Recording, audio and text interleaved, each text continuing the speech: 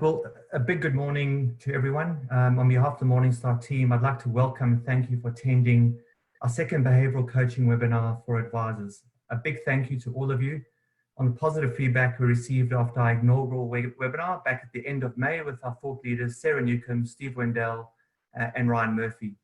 For those that I haven't met yet, my name is James Lowe, and I lead the Morningstar team that partners with advisors, practices and licensees to provide our solutions and services in a way that not only aligns to best practices that we see from advice businesses around the globe, but importantly for what is unique and makes sense for your firm and advice process.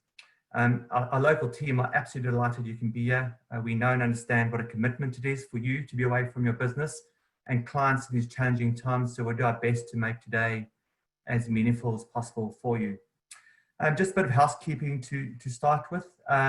We have lots of time for discussion and questions. Please do send them through on the Q&A on the webinar as we normally do for our webinars. We will address a few of them during the talk as Ryan speaks and a few at the end.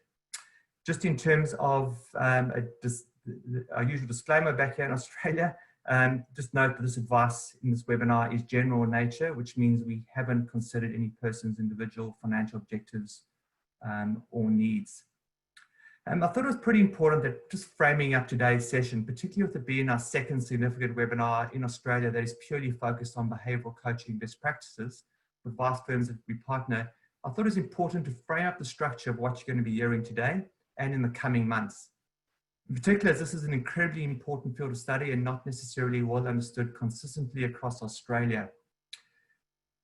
Now, you would have heard me mention our various events before. There are two important sources of risk. Investment portfolio risk and equally important is behavioural risk. This risk results from people, you, your clients, all of us as humans acting as our own worst enemy and making unhealthy financial decisions that can potentially reduce long-term wealth. Now, high quality financial advice requires taking into account what is both financially necessary and what is psychologically possible for your clients. This means as advisors simultaneously effectively dealing with both investment and behavioural risk in a coherent and integrated way. However, behavioural risk cannot be solved with well-known approaches that are used to diminish investment portfolio risk. Behavioural risk requires different kinds of solutions. Well, what are these solutions? And really that is the purpose of today. Enter Ryan Murphy, our Morningstar Global Head of Decision Science in Chicago, who you've all got to know pretty well over the last couple of years, and I know he's incredibly excited to be sharing insights with you to better help you empower the success of your clients. By way of a background, over the last 2 years that Ryan has visited you around the country for our annual roadshows in February, we were all overwhelmed by the volume of questions and conversations surrounding the challenges in your advice business as it relates to risk tolerance questionnaires, including the approach taken by a number of licensees. In fact, there were a number of them in our last webinar also. A significant friction in your practice by all accounts and a big impact on your clients maximizing their probability of success to achieve their goals, needs and aspirations. Well, we listened to you, and today we're super excited to have Ryan for the first time in Australia share with you a methodology called goals-based risk that has your clients and what they need at the center of that framework. It is thought leadership which Ryan has built over a number of years, which culminated recently in a white paper. Thought leadership which has a material impact on the success of your clients achieving their goals and sticking with the quality financial strategy you have put in place with them. I wanted to really call out the purpose of today. It is not to launch a tool or product which can be utilized tomorrow on goals-based risk with your clients. As advice practices with which we partner, the purpose is really to share this methodology with you today to gain your feedback in the coming weeks and months of what aspects you like, what aspects you believe won't work in Australia, if any, and we're hoping there won't be any, and what is not practical for your advice process. Based on that feedback, we can then determine how we bring this to you in a way that not only helps you align investment decisions with the quality financial strategy you've put in place for your clients, but supports your advice process and business. As we sit today, it's still common in certain parts of the Australian advice industry to use people's subjective feelings about risk as a key factor in the process to determine their client's investment strategy. Risk tolerance questionnaires are often used to quantify these vague feelings and map investment products to the client's strategy. Goals-based risk addresses the shortcomings of this approach and really puts your client's goals as the lodestar of the financial advice process, while still being mindful of the strong emotional reactions your clients have to risk and volatility. Your clients' emotional reactions are super important, but it doesn't need to mean that they need to be in the driver's seat for making decisions. So with that framing up, a very good evening to you. I was going to say good morning to you, Ryan. Good evening to you, Ryan in Chicago. Really thank you for being with us. I know it's late, and we're really grateful that you're with us, as I know you're also in the midst of a house move. So with that, I'll hand over to you. Good, thank you for that. Thank you for the introduction, and let me go ahead and start and share here. All right, so let me jump right into this. I appreciate everyone's joining us and taking the time for me to be able to present some of our recent thoughts along these lines. So let me start with the basic question of what motivated this. Our thinking was around, why do people become investors in the first place? And it's worth remembering that being an investor requires doing a couple of natural things. First, it requires patience. People have to delay consumption for some period of time. They have money they could spend, but rather than do that, they invest it. And also requires that investors embrace uncertainty. Capital markets are imbued with irreducible uncertainty, and this is somewhat uncomfortable for people to have to endure. So why do they do this? Well, I think that it's a very basic, and it maybe feels like it isn't worth saying, but I think it's worth really hammering on this point, in that people become investors to reach their financial goals. Now, some of the research that I showed before in the last couple of years when I visited Australia in 2019 specifically, was a research project we had done trying to understand what drives investors, what their underlying motivations are. So we had this work called Mining for Goals. What we discovered is that many people don't know what their overarching goal is as an investor. About a quarter of people, if you ask them, will give unreliable answers. And so we did a research project highlighting this, and also what I'm particularly proud of, developed a process at the end of this. It's a 3-step process that can be printed on a PDF where clients can go through and articulate what their goals are. And by going through a process like this, they come to much more reliable, much more useful sorts of insights as to what their goals are. This is something that's part of the Investor Success Project, and I'm sure many of you have seen this. And for those of you who are interested, you can download this here. We have an Australian version as well, where we've corrected the American spelling, and hopefully you find this useful. If you are using this, please feel free to give us feedback and guidance as we're looking forward to developing and revising this tool in the years to come. So the overarching approach, what we're taking here though, is trying to think about the kinds of mistakes people make. And so there's lots of people talking about the kinds of irrationalities, the biases that people have when they make choices. And it's worthwhile to be able to identify what those are.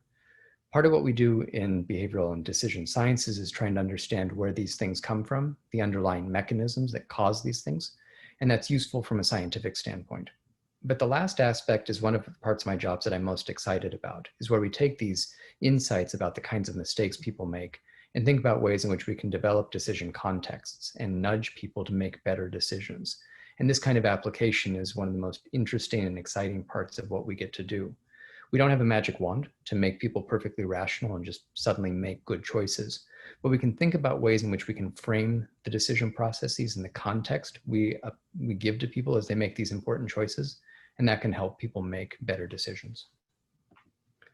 So back to the original question here. Why do people become investors? Well, they're trying to reach their financial goals. And so what I want to show you today is a research project that's now in the thought leadership stage and starting to think about developing this as product, of where let's assume that we know what the goals are that an investor has. So if we take that in as input, then a natural question emerges of how do we match a person, an investor, to particular investment products? What's the right way to try and bring a person to products? And I think this is one of the core problems that advisors have in delivering advice and guidance to clients. Now, the typical lens that we have that comes out of finance has this risk-return trade-off. So this is modern portfolio theory. All other things being equal, more risk is bad, and all things being equal, more returns are good. So if you only asked a person what they wanted, you would want something that has almost no risk and has really high returns. But if someone presents you with this unbelievable investment opportunity, you might be naturally skeptical, and with good reason, right? There's no free lunch. And what emerges out of this framework is this idea that portfolios can be somewhere on this continuum of risk and return, but there's a pattern, and there's this borderline, this efficient frontier that emerges out of this. And these are the portfolios that are maximizing returns for a given level of risk or minimizing risk for a given level of returns, right? So this is basic finance, and I know that you as the audience knows this already. But what I want to highlight in this is that there's still some ambiguity within this framework. And so if you ask modern portfolio theory, well, what makes for a good portfolio? The answer is going to be one that is efficient, and that's it. Well, you'd say, well, there's lots of different portfolios that are efficient. Anything along this frontier or very near the frontier is efficient. Which one of these should I choose? Which one should I recommend to a client? If you dig into the math of it, there's this interesting parameter right in the middle of the equations that's a risk aversion parameter. And so the answer for modern portfolio theory is simple. You just have to get a person's utility maximizing risk aversion parameter. And if your clients can tell you that, then it's pretty straightforward, because then it's just a math problem to solve. But the fact is, this is not how people work, right? Nobody knows what that parameter is off the top of their heads and can articulate it. So the industry has started to address this shortcoming by developing technology or a technique called risk tolerance questionnaires. Sets of questions that are given to people to try and estimate what their preferences are about risk. Really what these things are measuring are people's risk capacity, which is just another way of saying how long they have as investors during the accumulation phase, and their feelings about risk, their feelings about volatility and the potential losses. These things are typically scored. Often they're scored on a scale of 1 to 5. And let's say that we have a client who goes through, takes the risk tolerance questionnaire, and they get a score of 3. That number is then used to map them back onto this efficient frontier. They score a 3 in the middle, and then they're put in a portfolio that has moderate risk, right? So this is a common paradigm that's used standard in many ways. The question I want to raise is this a good way to do things? And I'll come back and provide a rather clear answer on this. Before I go on, please know that there's question and answer opportunity here, and I'm happy to take questions at any time. At the end, I'll make sure we try and leave time for that, but also in the middle as well.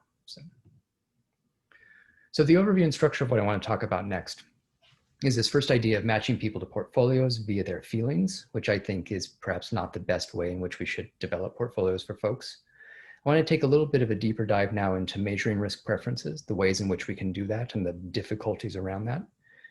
Then I want to make an argument about what actually should constitute a sensible investment strategy. And it's not people's feelings, their fleeting feelings about risk, rather it's what their goals are. And then I want to build up this proposed framework of goals-based risk and talk through how we're approaching this and what we're trying to accomplish in this approach. All right, so measuring risk preferences. So this is where we turn people's feelings into numbers. There's 2 general approaches to this, and this comes out of academic traditions. The first is revealed preferences. I'll talk about this. And this is rather interesting in that we don't ask people directly what their preferences are about risk, but we give them a set of choices. And from the pattern of decisions they make, we can infer what their underlying risk preferences are. This approach comes out of economics and is used extensively in experimental economics. So let me give you a very simple example. Imagine we're doing this for real money. Option A, I give you $50 for sure. Option B, I give you a 50-50 chance of winning $100, 0 otherwise. So imagine I flip a perfectly fair coin, and if it comes out heads, you get $100. Which would you choose? Vast majority of people choose option A. They like this. So they say, okay, let's change this a little bit. Everything else stays exactly the same, but I change option A from being 50 for sure now to 45 for sure. What do you want? Some people say, no, I'll still take the sure thing. Option A, some people might be inclined to take the risky option. And you can see where I'm going with this, right? So I'm just going to be increasingly cheap and start to see where people move away from option A and choose option B. And that tells me something about what their risk preferences are, how they're making this trade-off between a sure thing and something that's risky and potentially worth more. Now, there's no right or wrong answer for this. It's a matter of taste. And this indifference point gives us some useful insight into a little bit of the psychology of how they think about risk. And this is risk aversion. Now, this is a toy example, and we use this for teaching, for example, when trying to motivate economics students and teaching undergraduates about what this idea of risk aversion is. It turns out that if you want to measure this with real people in a reliable and scientifically valid way, it requires a lot more questions. And the questions have to have more richer information structure, so the probabilities can't always be 50-50, and you have to vary the amounts that people could gain or lose quite a bit. And so this is an example of a question that's used in experimental economics to measure people's risk preferences. And you'll note that this is question 1 out of 91. And that's necessary to be able to do from the scientific standpoint of understanding what people's risk preferences are. Now, obviously, that's out of the question because clients aren't going to be willing to sit for that kind of intense, sort of interaction and trying to estimate their risk preferences. So part of what I do in my research is I publish papers. This is one of the papers we published that was about measuring people's preferences. That is the actual title of the paper, and one has to title papers something like this in order to get them published in academic journals. If I was able to name the paper what I really wanted to call it, it would be this question: what is a good way to measure people's feelings about risk? It turns out that there's a massive literature on this that's developed extensively over the last decades. It's expansive, and it turns out to be a very deep set of problems. It's deceivingly hard, actually, to do quite well. This is some of the mathematics we had to use in the middle of the paper, and I'm not showing this to say, look what we did here, but rather to make the point that this stuff gets really complicated very quickly. And there are systems in the marketplace now that purport to be able to measure a person's risk preferences with a very high degree of fidelity. And I think those are suspect. I'm very skeptical that they're actually doing what they claim to do. It turns out it's rather hard to measure people's risk preferences, and asking them just a few of the questions like I showed you wouldn't be sufficient to have any sort of estimate as to what their preferences really are. So that's revealed preferences. So let me talk about another approach, which is called stated preferences. And in this method, people are you ask them directly what their feelings are about risk. And in practice, most of the RTQs that we see out there follow this particular approach. This comes a little bit more of the psychology tradition from an academic standpoint. So here's an example of a very standard stated preference question. I am comfortable with investments that may frequently experience large declines in value if there is the potential for higher returns. And then there's a numerical scale from disagree to neutral to agree. And so a person uses this scale from 1 to 5 and then answers where they are on this scale, right? Now notice a couple things are going on here. First and foremost, this scale is mapping back to that efficient frontier I talked about before. And so rather than asking a person what their risk aversion coefficient is off the top of their head, questions like this are used to try and understand where they are, where their preferences are somewhere on this continuum. But some people really struggle with this kind of question. For example, it doesn't specify what a large decline is. Some people might interpret that to mean 5%, others might see that as 50%. And higher returns is also left ambiguous. So questions have been developed in RTQs that have a lot more detail in them. Here's an example of a real question that's currently used in RTQs. So there's a lot of information that's going on in here. So the core question itself is at the top. Which result would you be more comfortable with over a 1-year period? And there's more information given to give the person answering a little bit more of a context. Then there's a visual representation about these different results that they could experience. The green bars there indicate total portfolio values, and the reds indicate not money anymore, but those are probability of loss. And then the person is supposed to choose one of these portfolios, A through G. This is confusing to many people. The visual representation, for example, is showing green as money and the red as probability of loss. And even with all this detail here, there's something like 20 or 30 numbers or so in this question that people have to, read and understand. There's still ambiguity. For example, it doesn't specify how much the loss is, just what the probability of loss is that could occur. So you can imagine that when people are confronted with this kind of question, they might be overwhelmed. They may not know what to do. They may not really have a clear understanding of what their feelings are. And we know that when this happens to people, they have a tendency to do what? They choose the option in the middle, right? And that, by the way, is the most common result here. And I don't think that has anything to do with people having moderate risk preferences. I think it's a matter of overwhelming them with a question that's very complicated and them grappling to come up with some answer. So surveys have been done of risk tolerance questionnaires from the field that are used. Brayman and his colleagues wrote a great paper overviewing lots of different methods that are used currently under the rubric of RTQ, and their results were stark. They said that they found no standardization across these different questionnaires. The scoring methods were inconsistent.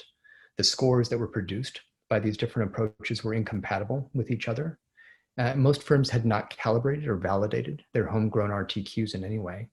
Many of the questionnaires that were used had far too few questions to be able to provide any sort of reliable measure. And they found lots of examples of questions that were poorly worded, carelessly designed, or just outright overwhelming to people. The conclusion was that they said that most RTQs that are used are often simply not fit for purpose. So back to the idea here, I think that RTQs have a place in part of being used in terms of talking to clients and starting a discussion. I think that's probably one of the useful ways in which an RTQ can be employed is the start of a discussion. But I think taking the scores from it as, you know, there's a single number that tells us some deep insight about what this client is like or what they're going to do really isn't, that's probably not a valid use of this particular approach. Part of what I think is also going on is that we have these two different minds that people have that they can bring to bear. And RTQs are very much written for a cold, rational, calculating kind of mind. And that may be okay, but what really is we're trying to get insight into is a different kind of mind, the emotive mind that's fast, that's hot, that is impulsive in some ways. And I think that this kind of approach doesn't have a context. RTQs don't have a context that people can really understand.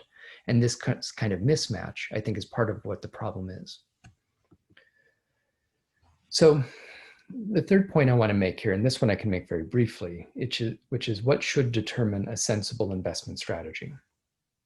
I would argue that using people's feelings about risk, even if we could measure them perfectly, wouldn't be the thing that we should pay a lot of attention to when developing a strategy for them. So to make this point, let's imagine that we have two different investors here. They're identical in every way, investor A and investor B. They have the same amount of time remaining before retirement, same amount of money, all these other sorts of things are going around the same. The only difference between these two is their emotional reactions to gains and losses. So investor A is very calm. So she has thought about this. She looks at an RTQ and she says, I'd be comfortable with any of these sorts of things. Investor B is not. Investor B is a little bit more anxious. You can imagine their anxiety dials turned up to 11. Maybe you have a client who's like this or a few. And so this person, if they were to take an RTQ, would score very low. And if the RTQ were followed, if their score were taken as written in stone and they were assigned an asset allocation based on that, investor A would be put into a portfolio that was much more aggressive. And over the long run, that would have much higher anticipated returns, which would give this person a very good chance of reaching their financial goals. Investor B, on the other hand, would be put into a very conservative portfolio. And over long periods of time, the returns wouldn't be as good as they could be. And this could leave that person with substantial shortfalls, which is a risk. And I think that's a risk worth highlighting. That shortfall from goal is a risk that clients need to think about. And there's always trade-offs around these.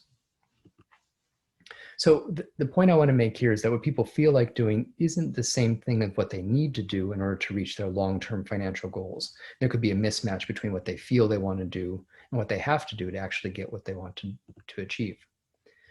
And I think that the appropriate investment strategy for a given investor is to try and find one that maximizes the chance of that investor reaching their goals. And part of that requires paying particular attention to what kind of required returns does this person need in the timeline they have, and can they handle the risk that's associated with that. So that's what we were taking as that was the starting point for this particular research project, recognizing the shortcomings of RTQs, the shortcomings in which they're used. How can we do better? It's not just enough to complain. Let's see if we can try and light a candle to reduce the darkness.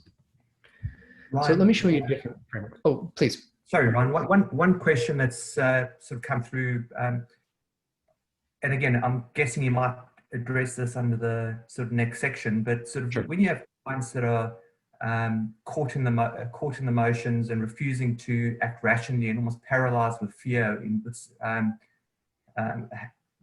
what are some of the things that they can do as advisors in that sort of position, particularly if one has done the RTQ and it's come up with a certain score, etc.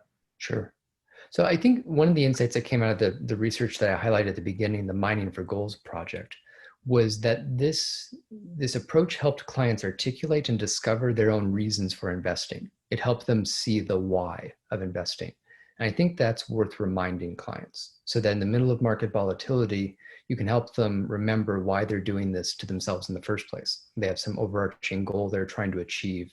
And by staying the course, they have a better chance of getting there. than panicking and going all to cash. So I think helping remind people of the long-term value of staying invested and the long-term value of what they're trying to achieve can help people refocus their attention rather than looking at daily changes in portfolio value, which really doesn't help at all, help them focus on long-term goals. I think that reorientation can help people endure better and see the larger why of what they're trying to accomplish. Thanks, Ron. If there's other questions, please feel free to bring those up. I'm happy to talk about those. Let me show you this proposed framework from goals-based risk, what we're trying to develop. So we don't have the efficient frontier framework anymore. We're not talking about risk and return. We're talking about two different dimensions. Time is on the x-axis here, and value, the amount of money accumulated, is on the y-axis. So let's talk about people's goals, why people invest in the first place. Some investor has a goal, a particular amount of money they're trying to accumulate in a particular time, which is, in this case, let's just say the far off future. That's where they want to go. So where are they now? Well, they're here now in time, which is far away in time from the goal, but it's also far away in terms of the accumulation of value. They have this much investable wealth now today. So you can start to put this in concrete terms for a client to help them understand what they're doing. They might have 300,000 investable today, and their goal is something like $6,000 of monthly income to augment what other sort of pension that they might get, and that can help them have the kind of lifestyle that they're looking for. One thing we're doing here that is a behavioral twist is not presenting people with a lump sum. There's evidence that shows that people have a tendency to sometimes misinterpret the lump sum amount. So for example, if a client sees that they'll have $1 million, they think, oh my gosh, that's so much money, I'll be super rich. But they're failing to anticipate what inflation will do to the purchasing power of that $1 million by the time they retire, and the other associated costs. People often underestimate how long they're going to need that money to last and the kind of expenses they'll need. And presenting as a lump sum can amplify those biases.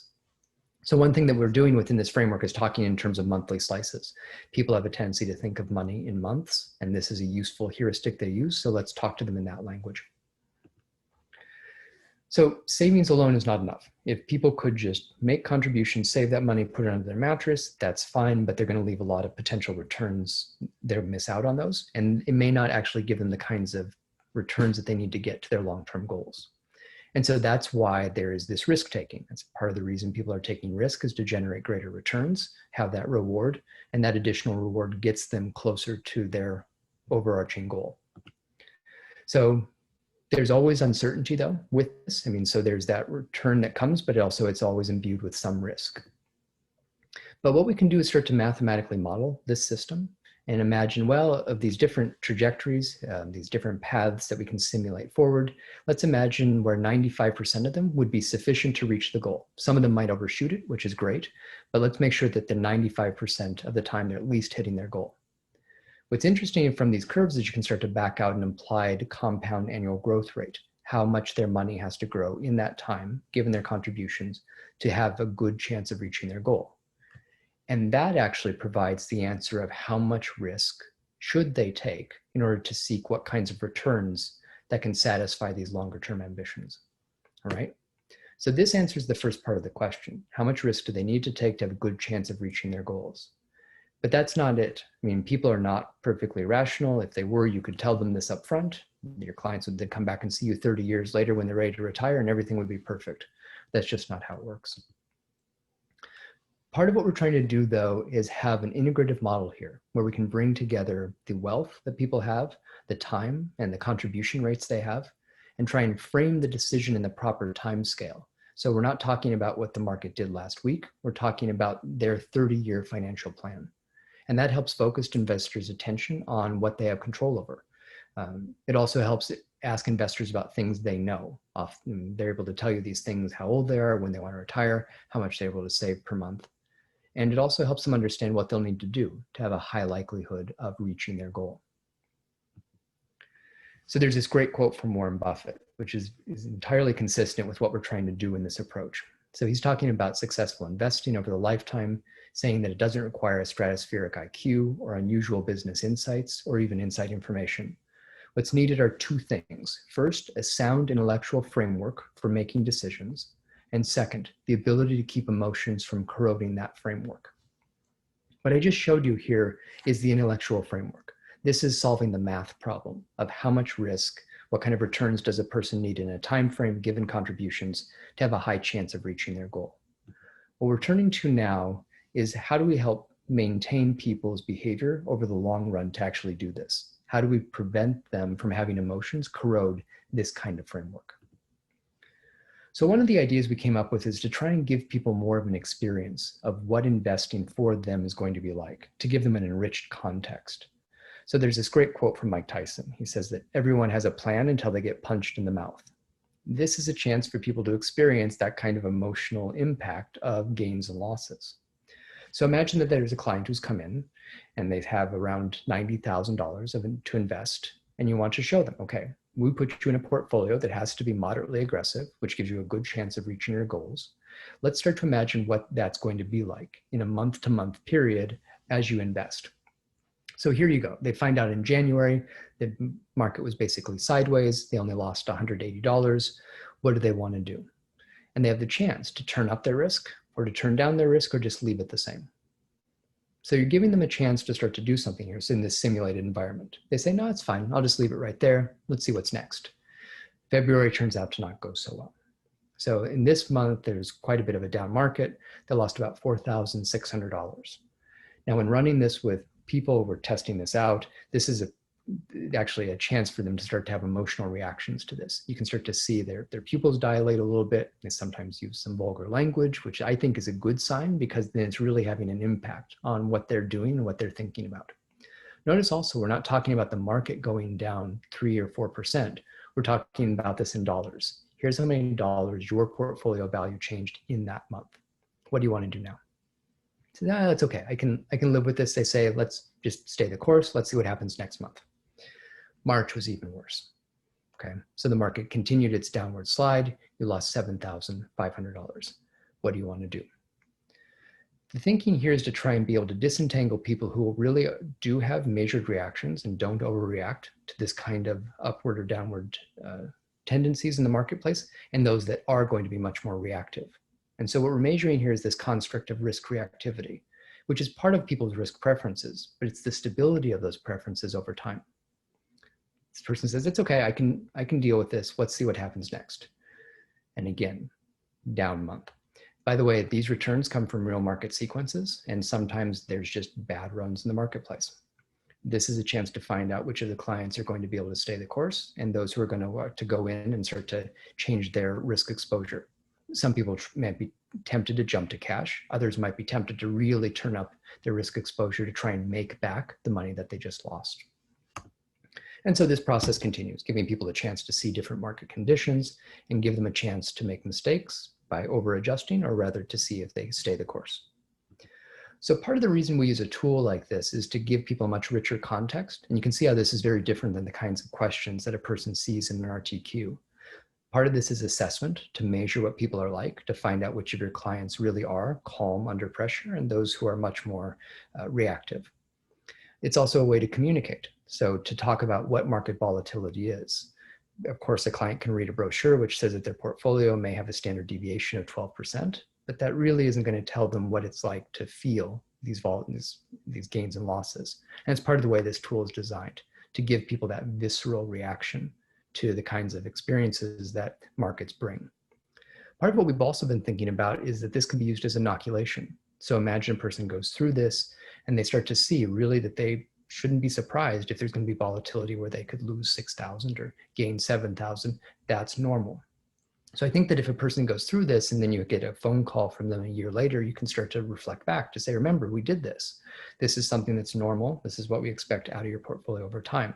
No need to panic, no need to change anything. So part of what we're doing here is trying to build a tool that can speak to both minds. So part of the rational, calm, collected mind, and also start to speak to the minds that's much more reactive, much more emotional. And I think good tools and good understanding of how people make financial decisions requires taking account of both of these minds at the same time. Part of what we can also do in this framework is give people much clearer feedback as to whether or not they're on track or not. So this is one idea we had for a module to show their portfolio performance. And one of the big things, so there's several big things we're doing in here to try and nudge people to make better decisions. Notice that the biggest number in this whole thing is telling a person if they're on track or not. What's the probability of you reaching your goal? It's not 100%. There's no sure things in investing, but you have a really high chance. Given your contribution rate and your timeline, stay the course, you're doing fine. And for many clients, that's all they want to know when they check their portfolios. Am I on track? Should I worry? And this can help them assuage those sort of concerns and say, nope, no need to worry, you're on track, keep at it. It reminds them what their goals are, why you're doing this. And notice the goal we put in here is monthly income. But you could also, as an advisor, even more understanding of what's motivating people, start to talk about their personal motivations for investing. This isn't just monthly income. This serves their psychological need not to be a burden on their family. And I think that highlighting this is something advisors can do to help remind people the why they're investing in the first place. Notice also that the x-axis of this particular chart is the time horizon for this investor. And we're not talking about returns over weeks or months. We're talking about 28 years. And that's this particular investor's timescale. Here's where they are now, and they have 28 years to go before their goal. And I think that's one of the most powerful things we can do to remind people that investing is a long-term process. At Morningstar, we take a long-term perspective on markets. And I think it's worth communicating that to our clients as well, to shift attention away from what did the market do yesterday. I really don't care what the market did yesterday, but I do care that a person is making necessary contributions and staying on track to get where they want to go. Part of this reframing, also notice the little bit of the jiggles of the line there, helps highlight that's the stuff that talking heads on TV are screaming about. That's what the red ink scrolling along the bottom of the screen is. That's normal turbulence. I think that when you contextualize it in that way, it helps people see that a little bit more, and also helps them understand the kind of turbulence they should expect as they're trying to get to their long-term goals. All right, so this goals-based risk is a framework that we're trying to reframe what the investor's problem is and do so in a way that helps them make good choices. It reiterates that an investor's goals are fundamental. That's what we start with, and that's why people are investing in the first place. It helps us identify the characteristics of portfolios and investment strategies that can achieve an investor's goal.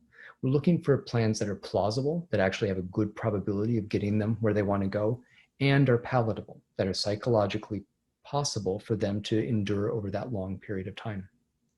And I think that this framework clarifies the different kinds of risk. James was talking about this during the introduction.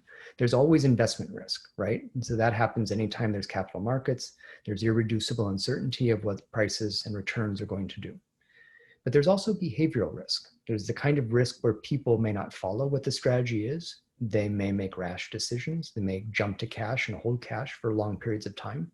And this is the kinds of self-defeating behavior that we see people do. And it's the kind of thing that leads to this behavioral gap. And I think also what we're highlighting here is that there's a different kind of risk, that there can be planning risk. And that's putting together a strategy that doesn't actually reach what investors' goals are. And I think that's a substantial risk if RTQs are given too much credence. So for example, if a client fills out an RTQ and they're somewhat anxious, they could be put into a portfolio that really is underperforming over a long time, is much more conservative. And that could give them a very smooth ride to disappointment. And that kind of goal shortfall, I think, is a substantial risk, and one that clients need to think about as well. It's not just market volatility. There's the risk of not getting where you want to go. So the main takeaways of what I was trying to articulate here today is to talk about these different sources of risk. And it's not just market volatility. The standard lens of mean variance optimization and efficient frontiers thinks about risk in terms of volatility. That's part of it, but there's lots of other sources of risk as well. There's this idea of planning risk, which I've been just talking about, and also behavioral risk is another sort of risk that people can have. No doubt, people's risk preferences matter. I'm not saying anything to the contrary, but I don't think that their risk preferences should be put in the driver's seat. I think it matters as part of a plan that's possible for a person to actually stick with over the long term, but there's lots of other pieces of input that are required to make sure that the plan is good and serves their long-term interests. Part of what we were talking about also is applying a process to reliably identify people's goals. And I think this matters. I think this is one of the things that advisors can help tease out of their clients. There's a saying that comes out of psychology that people can sometimes be strangers to themselves, and good financial advisors can help their clients better understand what really motivates and drives them. And that can serve as a foundation for a good financial plan. part of what I also am articulating and what I want to push is this idea of committing to the idea that good financial advice is goal-centric. And I think that is really important. And I know that I hammer on this a lot, and I'll probably continue to do so over the next years. But many of the approaches that are used in finance simply are not paying attention to why people are investing in the first place. Goals matter, and I think that should be front and center as part of the advice process. And anything that we can do from a product standpoint and a research standpoint to make that more salient, more useful to clients and the advisors who serve them, I think helps all of us do better. And lastly, what I want to talk about is that this is thought leadership. So this is part of a white paper now that you'll be able to have access to in the next week or so. And I want to discuss how this kind of approach could fit into your existing workflows and what developments you'd like to see or would demand to see in order to have these ideas instantiated in software that you would use. So I've left plenty of time for questions and comments, and I hope that this is the kind of feedback that you can give us in the next months, and pay careful attention to this as we're developing these tools to make sure that they really are useful for the kinds of things you're trying to help your clients achieve. Let me pause there. James, I think will facilitate some questions. Thanks, Ryan. We've had heaps, so we'll do our very, very best to get through all of them. I think this first one was in relation to when you were looking at the risk reactivity sort of top charts, and it said, can this tool be altered to start with larger gains and falls at the very end? Right. So it's really interesting, and without getting into too many of the technical details, we've looked into a lot of the kinds of sequences that people could experience, and we've been looking for sequences that match most of the time what people would see in markets. And so there's a little bit of autocorrelation. Most of the time, it tends to be rather small movements, but occasionally large ones. And one of the things we've been testing in the tool is developing different sequences of risk. So sometimes people would respond very differently to a sequence of gains than they would a sequence of losses, obviously. And it's worth knowing which clients might be particularly sensitive to those kinds of sequences. So yes, that's something we've been looking into. And ideally what I'd like to see in the tool is some rather standard sequences of gains and losses that people see, and then have the opportunity for the advisor to say, okay, that's great, you went through that scenario, let's try this one out. And also have this be something that would be used ongoing. So during annual check-ins, trying out some different sequences just to give people more experience with their own reactions to markets that are sometimes more normal and sometimes much more volatile. Thanks. The next question is one which I'm also pretty passionate about, because I've seen it happen many times in financial advice, is that when clients come in and they complete a risk tolerance questionnaire, often markets are falling, they're suddenly conservative, and when markets are rising, they're all very sort of aggressive, so to speak, as you complete them. So these risk preferences change depending on what's going on around them. What about, is that not impacted by any of the risk reactivity? So for example, in the risk reactivity, you might have larger gains happening at the time, or falls, and markets are falling, and therefore it's going to impact the decision of how they, what comments do you have on that? Right. So I think that the idea of an RTQ is a rather cold and austere environment in which people might be using information about the markets around them to guide their reactions and decisions as they fill out an RTQ.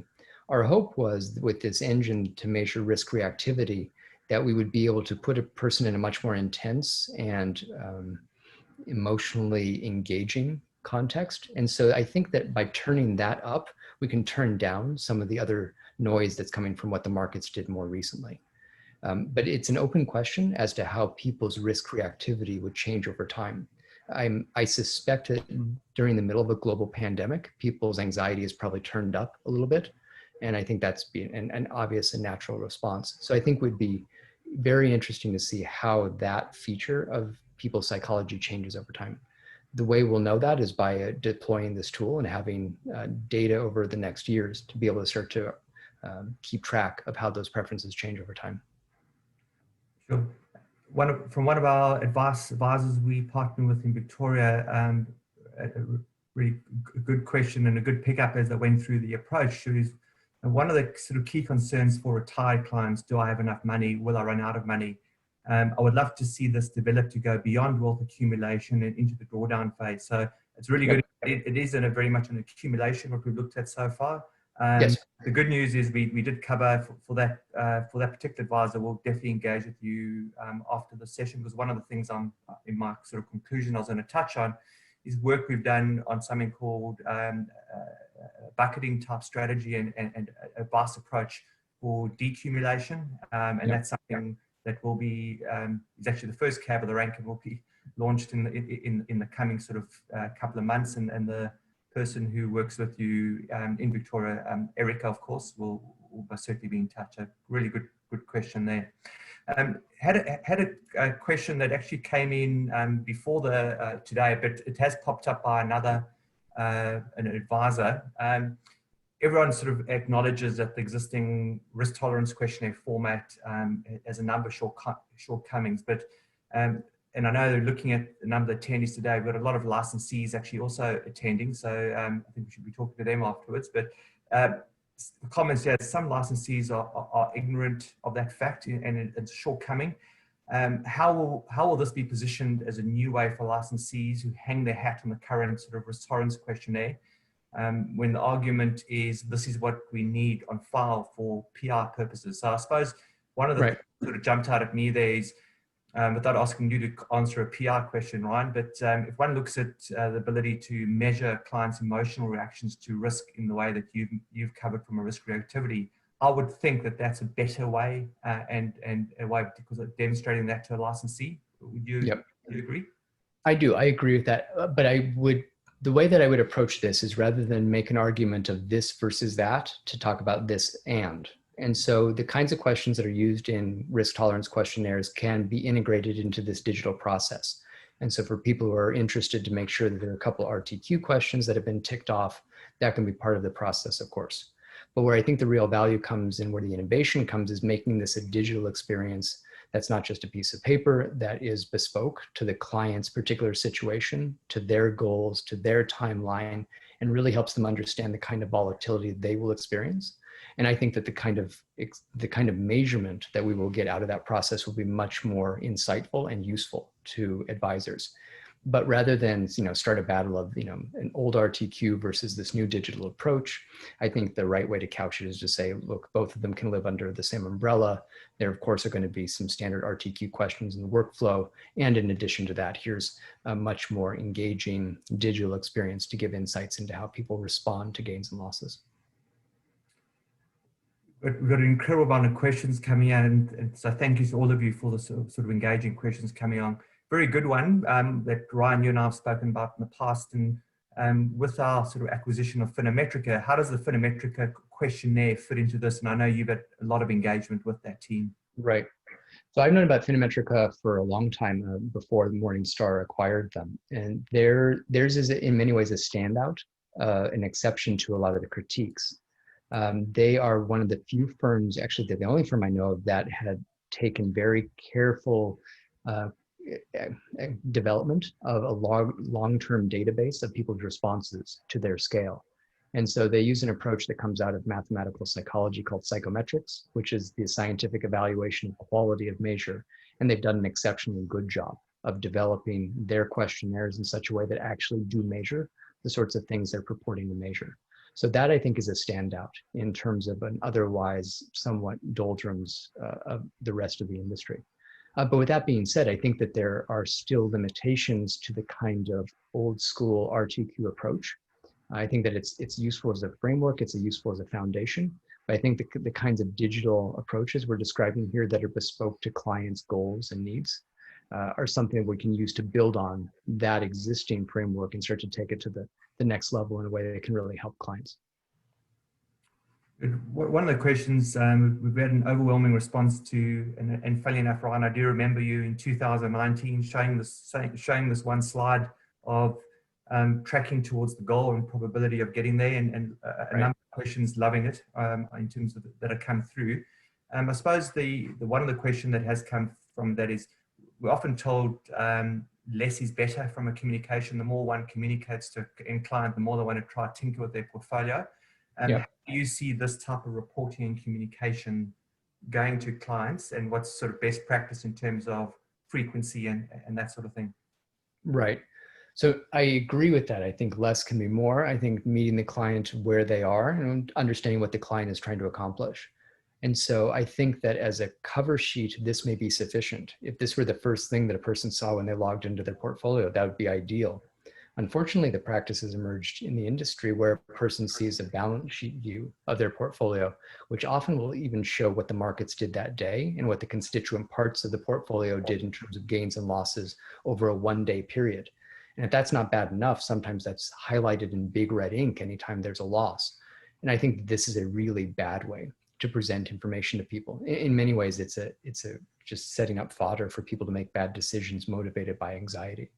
And so the idea we had was this blue sky approach to say, let's just imagine we could make the time horizon, the x-axis of this plot, that investor's entire duration during accumulation. That could be 20 or 30 years. And that really helps, I think, reframe the process. So we don't have a magic wand to make people perfectly rational, but we can control how we present information to them.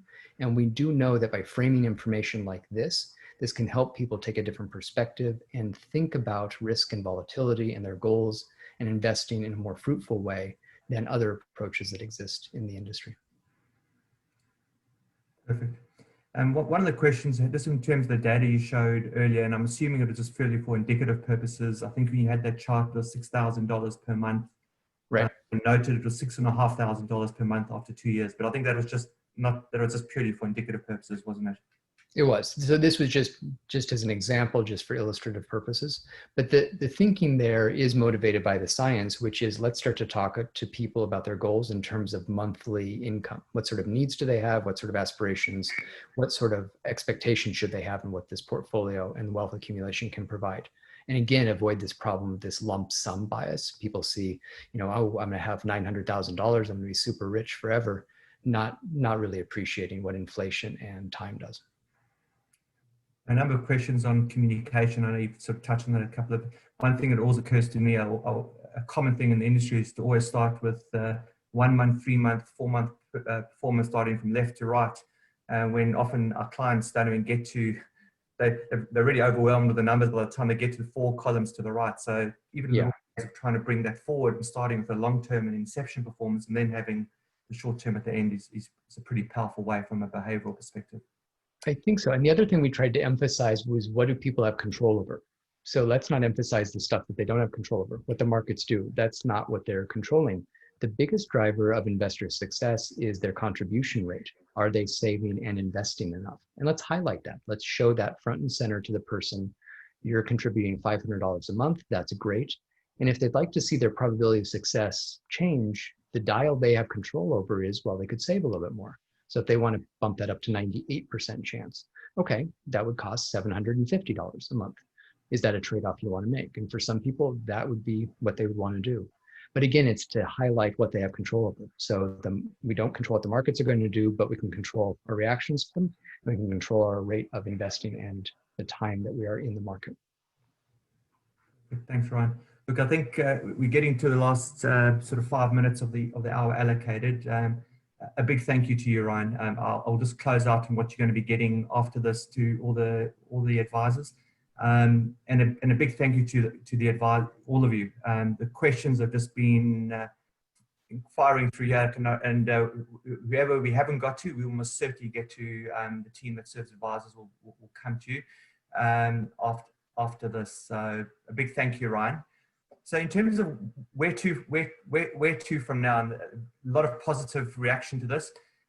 What it was remiss of me to say it earlier, I probably should have. This by way of a background, for those that attended our events back in 2019 and 2020, Ryan spoke through 2 pieces of his thought leadership. One was focused on the mining for goals, which he touched on a little bit earlier in his presentation. And another one was on what clients value from an advisor.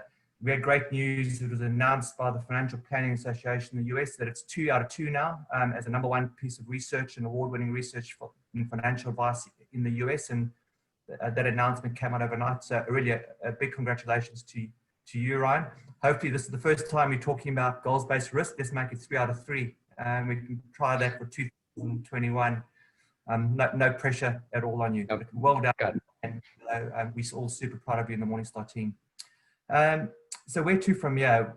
The white paper on this that Ryan has mentioned, the team that serves advisors will have that as access to enable to engage with you on it.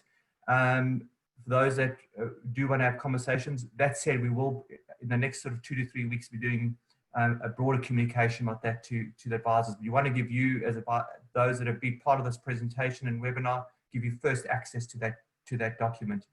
We will be sharing the Mining for Goals worksheet, which won the award overnight. We will be doing that as a follow-up piece of communication that will be sent to you. A number of you might have seen this already, but we really do encourage you to use it and implement it.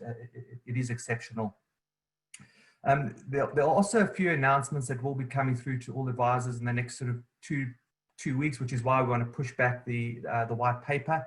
A number of the questions that came through today were really about what about accumulation versus decumulation. So in the coming months, we're also going to be having, as I said, this bucketing type tool and software and ability to deliver great financial advice in decumulation, and with this being the follow-up. There's also some work that will come through on practice optimization over the next sort of 3 months. When we met you in February in our events, this is a huge factor that you all sort of mentioned as something you need help with, how we can with workflows and other aspects. So we want to provide that support to you, and there's an external consultant who will be doing a webinar scheduled for probably late October, early November. So something really to look forward to also.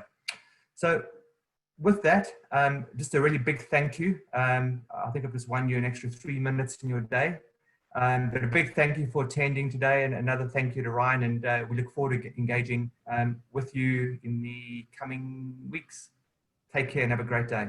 Bye-bye.